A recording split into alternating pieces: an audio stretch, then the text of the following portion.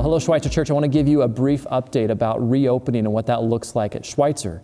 Governor Parsons last week has issued plans for reopening the state, and part of that includes churches and worship services. And so I wanted to share a bit about what that means for us.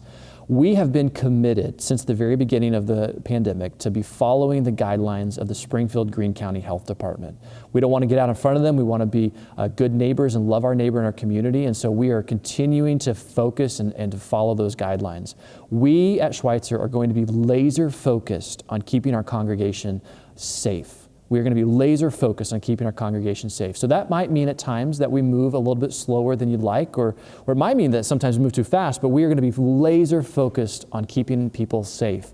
And so for the time being, what that means is we're going to follow the guidelines of the health department. The health department has said in this phase 1 that we can have gatherings of 15 people. For Schweitzer, that doesn't really work. We have lots more than 15 people. And so what we're going to be doing is continuing to offer worship and online only for the foreseeable future. I don't know how long this is going to last, but we're going to follow the guidelines of the health department. We're also not going to be opening our building for any ministries, small groups, or Sunday school classes for the time being. So even though your group might be less than 15 people, our building is going to stay closed for those ministries. Our office is also going to be closed to the public because we want to keep people safe.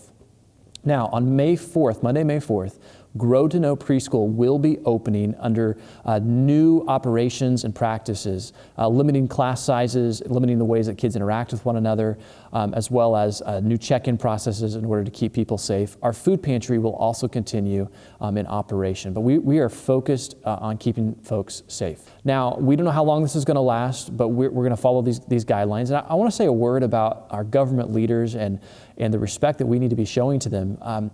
Everyone at this time is making decisions with the best information that they have. So you might be frustrated with the speed that this is taking place, but I just want to encourage you to give people the benefit of the doubt. I want to encourage you to be gracious in how you talk about people, be gracious in how you think about people, and to be praying for our leaders to have wisdom and guidance as they lead us. We want to be praying for the health department, for our mayor, for Governor Parsons, for President Trump, for anyone who's making these kinds of decisions and is around them to help with this decision making. We want to be people of prayer as we go through this time. Now, you may also have friends who go to other churches, and those churches might be in town or might be in the surrounding areas or maybe even out of state. And those other churches may be moving at a different pace than Schweitzer will as we reopen. And I want to encourage you, if another church is moving at a different pace than us, let's not be critical or judgmental towards anybody.